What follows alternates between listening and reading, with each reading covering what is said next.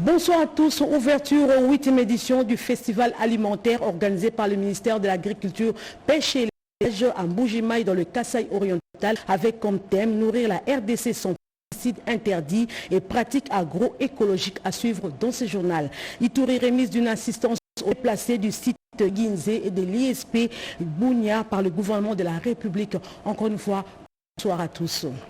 Profitant de son séjour du temps, le chef de l'État, Antoine Tshisekedi Tshilombo, a inauguré le centre de santé de Mutoya, situé à une trentaine de kilomètres de Kalemi. Cet établissement médical est construit dans le cadre du programme de développement local de 145 territoires, nous disent Blandine Zovo et Mika Lusala. Mutoya, comme de nombreuses localités rurales de la République démocratique du Congo, d'un manque d'infrastructures de santé, les habitants, particulièrement les femmes, devaient parcourir 30 km pour se rendre à Kalemi pour voir des soins de base, dont les consultations prénatales et même, le cas échéant, les accouchements. Cette situation a entraîné des retards dans le traitement des maladies graves et souvent cela a coûté des vies. La construction de ce centre de santé représente donc un tournant historique pour la communauté car c'est une solution concrète aux problèmes de santé que subissait la population locale. C'est la population du territoire de Kalemi qui remercie le chef de l'État, Félix Antoine Tshisekedi Tshilombo, pour tout ce qu'il a fait pour notre territoire. Je pense que beaucoup ne croyaient pas. Aujourd'hui, vous-même, vous voyez, hier mois, nous avions le centre de santé moderne qui va accueillir les fils, les filles, toute la population. Le FEDEL, c'est le développement local. Donc, dans les territoires, les villages, permettre à ce que celui qui vit dans ces villages ait le soin de santé, celui qui est en Afrique du Sud. Et nous avons vu ça. Nous avons vu en termes d'équipement qu'on a mis dans ces centres de santé, il n'y en a pas dans les grands hôpitaux à Kalemi. Sentiment d'un devoir accompli pour le chef de l'État Félix Tshisekedi Tshilombo qui a inauguré ce centre de santé moderne, le premier du genre dans le territoire de Kalemi, construit dans le cadre du programme de développement local des 145 territoires. Cette nouvelle structure médicale va offrir des soins de santé de qualité et de proximité en faveur des habitants des 31 du territoire de Kalemi. Pour le docteur Roger Kamba, l'établissement médical a la capacité de faire des accouchements, des césariennes et tout tests de laboratoire qui peuvent couvrir 80% de nos maladies. Le centre de santé de Mutoya, il est déjà mieux équipé que même le centre de référence. Pour montrer que c'est pas parce que ça partit, mais c'est beaucoup plus efficace et ça va couvrir la population pour que les gens fassent des distances pour des maladies qui peuvent être soignées. Donc c'est pour cela que vient voir comment est-ce qu'on peut visiter le premier que nous avons équipé et que nous effectivement au niveau. Le centre de santé de Mutoya est équipé des salles de consultation, des salles d'accouchement, d'une pharmacie qui dispose également d'un personnel médical formé pour répondre aux besoins de la population, notamment en matière de maternelle et infantile. Ce programme structurant PDL 145 territoires a dupliqué d'autres territoires de la province du Tanganyika. Prochain sur la liste, les territoires de Nzu et de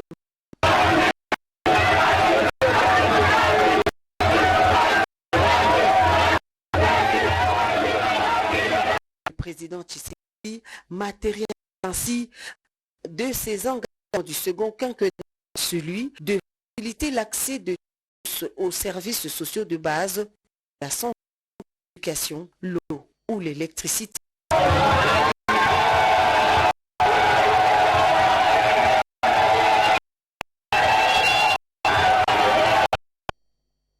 Dans la province du Tanganyika, la ministre de l'Éducation nationale a visité quelques écoles inondées par le lac Tanganyika. Plus de 108 écoles détruites par l'inondation. La délégation de ces écoles s'avère la ministre de nationale pour la citoyenneté, Samalou, a visité une école où elle a rencontré le bureau de l'UNICEF de Kalemi, évaluer la coordination des actions menées par le gouvernement et ses partenaires, enfin d'assurer la continuité des enseignements de l'UNICEF Kalemi a salué la collaboration. Il était question avec elle sur l'impact des urgences sur l'éducation dans la province.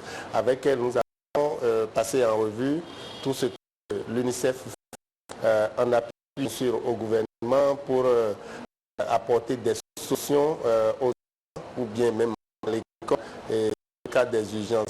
Nous lui avons présenté la situation dans la province en termes de nombre d'écoles détruites par le débordement du lac Tanganyika. Pour la durabilité de nos interventions, nous avons appuyé l'instruction de ce nombre d'écoles, environ 100 salles de classe. Nous avons construite pour permettre aux enfants d'étudier dans des conditions optimales. La ministre d'État a conclu sa journée de travail par une visite de l'école primaire Katari Bénin 1 où elle a inspecté la cantine scolaire installée par le programme mondial alimentaire. Dans le Haut-Ouélé, précisément à Iro, les éléments de la police nationale congolaise commises à la sécurité des personnes et de leurs biens ont rappelé à l'ordre par le gouverneur Jean Bakoumito et pour cause la tracasserie pendant les patrouilles. Les explications avec Damassi Solé. Très sensible de sa population quant aux tracasseries dont elle est actuellement victime lors des patrouilles de la police nationale congolaise dans la ville d'Issiro, le gouverneur Jean Bakoumito d'un ton ferme remonte le moral de forces de l'ordre, état-major commandant en présence du commissaire provincial, le général Christian Kongolo Kambale, le mardi 26 novembre 2024. Il rappelle tous les éléments de la police qu'ils doivent loyer au commandant suprême des FARDC de la police nationale, le président Félix Antoine Tshisekedi, et loyauté à notre pays, la République démocratique du Congo. Nous avions profité pour rappeler la mission principale de la police nationale congolaise, la protection des personnes et de leurs biens. Nous avions insisté sur le fait que les patrouilles ne sont pas de couvre-feu et ne doivent en aucun cas se transformer à un moment d'extorsion de biens de la population ou de tracasseries de diverses sortes. Jean Bakoumito Gambou ne transige pas tout élément de la police qui désormais insécurise et tracasse la paisible population subira la rigueur de la loi. Nous avons promis que la justice militaire fera son travail pour que ces genres de déviations puissent être sanctionnés sévèrement par la justice. Nous devons améliorer les conditions, surtout de ceux qui sont venus, et nous avons déjà commencé à les faire. Suivi votre adresse via Amazon.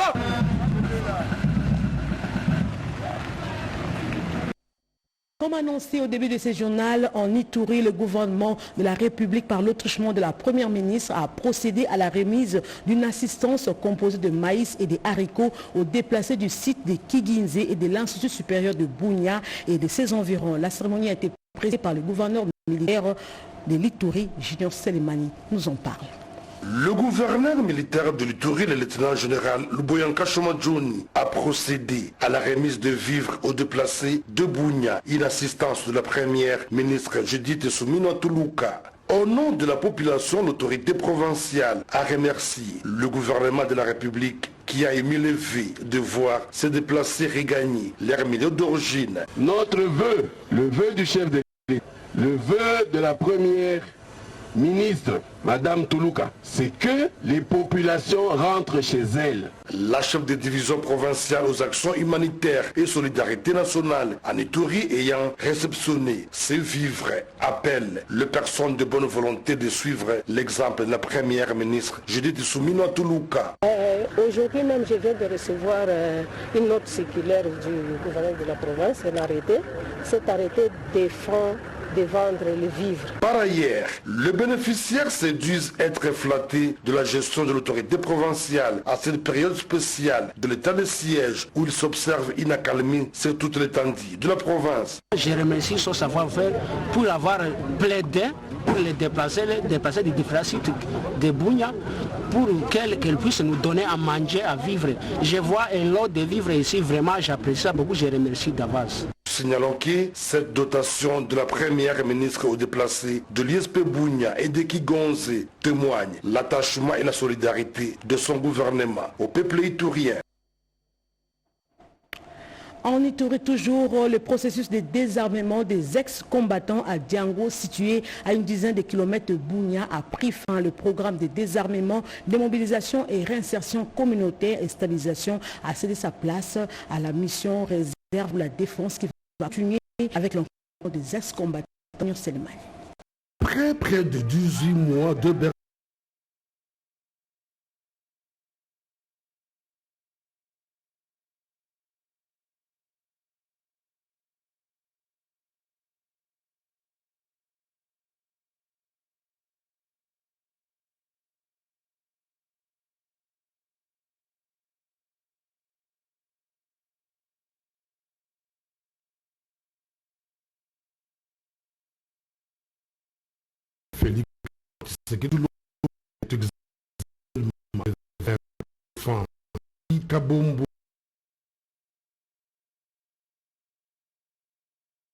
Reçu, mon frère, ex-combattant de la Codeco, nous avions pris la décision de laisser la guerre ensemble afin de construire notre province de l'Ituri. Nous adhérons à la RAD pour aider notre armée à combattre l'ennemi.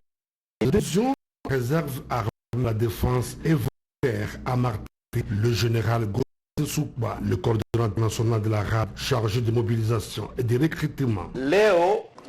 Ceux qui voudront défendre la patrie iront à la RAD, ça sera volontairement. Pour le général Deyo Baleki, le conseiller du ministre de la Défense nationale à la matière appelle la jeunesse itourienne à saisir avec empressement cette métendue du chef de l'État au travers la RAD et d'être les ambassadeurs. Vous ne faites plus partie des groupes armés car le PDDRCS vous a lavé de vos crimes. Il s'y est de signaler que pour être membre de la RAD, les ex doivent passer au processus de 2 ans et de démobilisation. L'actualité, c'est aussi la 8e édition du festival alimentaire organisé par le ministère de l'Agriculture, Pêche et Élevage qui a ouvert ses portes le mardi dernier à Mbujimaï dans le Kasaï oriental. Le but poursuivi est de promouvoir un système alimentaire sain et lutter contre l'insécurité alimentaire en RDC. Gédéon Kabamba nous en dit plus. Le mardi 26 novembre, la salle Professeur Cham a accueilli la 8e édition du festival alimentaire organisé par le ministère de l'Agriculture, Pêche et Élevage avec le soutien de Nabel. Le festival avait pour thème « Nourrir la République démocratique du Congo sans pesticides interdits et dangereux, pratiques agroécologiques dans l'agriculture familiale ». Le programme manager Enabel Kassayotal Lomami Sankourou a dit qu'il croit au devoir collectif pour relever les défis liés à l'agriculture et l'alimentation. Je souhaite que cette nouvelle édition de la PAC alimentaire soit un moment riche, un apprentissage et un moment d'engagement dans le début d'une nouvelle dynamique en faveur d'une agriculture durable, respectueuse de notre environnement et bénéfique pour nos populations dans la province du Kasaï oriental. Plusieurs autorités locales se sont succédées sur les strates, dont le représentant de la bourgmestre de la commune de la Kanchi et le ministre de l'Agriculture qui a officiellement ouvert le festival. Le but de ce festival est d'arriver à adopter tout ensemble les solutions qui s'avèrent meilleures pour notre territoire et les mesures appropriées pour les appliquer afin d'assurer une agriculture durable. C'est donc en ces termes que je déclare ouvert cette 8e édition du festival des films alimentaires sur le sol de notre province. De nombreux orateurs agricoles ont également répondu présents, renforçant ainsi l'importance de cet événement pour le développement d'une agriculture durable dans la région. Au Kasaï central, le centre de santé de Koukango, doté des lits et ambulances, dont du sénateur Pierre Kanda, au nom du président de la République. Il a par ailleurs sensibilisé le bien fondé de la République constitutionnelle. Joël Makela et Gaëtan Magalano. C'est une action qui réveille le patriotisme dans le chef 2 habitants de Katanda dans le Kasaï oriental. De santé de Lukangu, doté de lits et ambulances, par le sénateur Pierre Kanda au nom du président Félix Tshisekedi. Mais je n'ai jamais fait la politique politicienne, c'est-à-dire quoi, c'est une politique pour que ce soit de ma vue, voilà, je suis, non, moi je ne suis pas dans ce truc-là. J'aime bien quand je viens, je retrouve que non, les provinciaux qui sont là, ils se sont déjà bien, dans les circonscriptions, les choses se passent très bien. Et la population en profite. Et moi, c'est tout mon bonheur. Entretien de proximité, dons de pagne et autres présents, palper leur réalité sur terrain. La population de ces coins de la RDC est sensibilisée sur le bien fondé de la révision constitutionnelle, comme voulu par le garant de la nation. Les chefs coutumiers, les chefs de département sont déplacés nombreux pour accueillir, ça m'a fait chaud au cœur. Naturellement, ils m'ont présenté leurs desiderata, leurs problèmes qu'ils rencontrent dans leur chefferie, dans leur village. Et j'ai pris bonne note de tout cela. On va essayer de trouver des solutions. Remercions la population pour avoir voté massivement le président Félix Tshisekedi. Le député provincial, l'élu deux élus, Pierre Kanda Kalambayi, a demandé aux habitants de Tshilenge et Katanda de soutenir la démarche du garant de la nation. La cérémonie marquant le 16 jours d'activisme de lutte contre les violences basées sur le genre a bel et bien eu lieu dans le Haut-Katanga. C'était en présence de la secrétaire générale du ministère du Genre, Famille et Enfants. La campagne de 16 jours d'activisme de lutte contre les violences faites à l'égard de la femme, édition 2024, a été lancée ce lundi 25 novembre 2024 à Lubumbashi, dans la salle des plénières du bâtiment du 30 juin, par la secrétaire générale au ministère du Genre, Famille et Enfants, Esther Kamwanya, représentante de la ministre nationale. Avec l'appui de l'Assemblée provinciale du Haut-Katanga, les femmes députées, les femmes des entreprises, des institutions, des ONG, de la société civile, des confessions religieuses, femmes rurales ainsi que les élèves filles prennent part active à ces assises axées sur la sensibilisation et la promotion des droits des femmes et des jeunes filles. La ministre provinciale du Genre, Femmes, Famille et Enfants, Valérienne Mumbakibo-Konkamba, a invité les organisations à intensifier les sensibilisations et à vulgariser les textes juridiques sur la lutte contre les violences. La vice-présidente de l'organe délibérant du Haut-Katanga, l'honorable Kombamaka Liliane, dit Commando, a circonscrit la situation des violences faites à la femme et à la jeune fille dans le Haut-Katanga. Pour l'an 2024, 30 femmes, 58 filles, 29 garçons et 4 papas. Un total de 121 personnes. Ensemble, engageons-nous à célébrer les succès que nous avons déjà accomplis, tout en reconnaissant que le chemin reste long. Cette campagne a démarré à partir du rond-point ambassade de la commune de Rouachi par une caravane motorisée jusqu'au bâtiment du 30 juin dans la commune de Lubumbashi, lieu de la manifestation. Et puis le directeur de la province éducationnelle du Haut-Katanga a vulgarisé les normes pour la nouvelle citoyenneté dans différentes écoles de Lubumbashi. Soucieux d'amener à pied la mission relative dans sa province éducationnelle, le prophète du Haut-Katanga, M. Joseph Mwiken a pris une note circulaire relative à la mise en œuvre de mesures de promotion des dispositions de la nouvelle citoyenneté des établissements d'enseignement maternel, primaire et secondaire. Une initiative ô combien importante que l'acteur de ces secteurs a concrétisé selon les lignes directrices de la ministre de l'Éducation nationale et Nouvelle Citoyenneté, Madame Raïssa Malou. Tout commence par l'hymne national avec la levée des couleurs, le drapeau.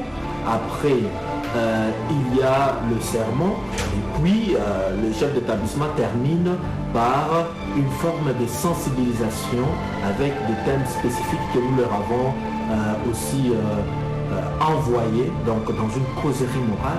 Parfois il parle de la solidarité, il parle de la justice, il parle de la paix, il parle du respect de loi, il parle de la fraternité nationale, il parle de la fidélité, de la loyauté, mais aussi de la protection du bien commun, l'engagement citoyen, la responsabilité, le respect des différences, le courage et l'intégrité. Ce sont des thèmes que nous avions donnés au chef d'établissement pour que chaque lundi, qu'il y ait une causerie morale sur tout ça. Cela accompagne le serment que les enfants ont l'habitude de le faire ou de les réciter le lundi. Une gêne qui se distingue par une discipline professionnelle sans précédent dont la compétence et la capacité ne sont plus à présenter. Restons toujours dans la province du Haut-Katanga. Les forces vives ont sensibilisé la population sur le bien fondé de la révision constitutionnelle. Dans une salle toute acquise à sa cause, le président Kalim Bouillou Ayako s'est dit être prêt d'aller au référendum et opter au changement de la Constitution, c'est là dans un temps bien défini.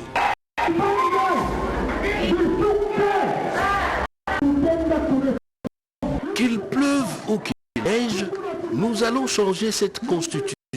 Et notre démarche vise à écouter la voix du peuple. Et qui dit la voix du peuple, c'est référendum. Nous allons au référendum pour mettre fin à cette difficulté qui plombe le développement de notre pays. Nous devons changer cette constitution qui serait à la base d'un certain nombre de problèmes.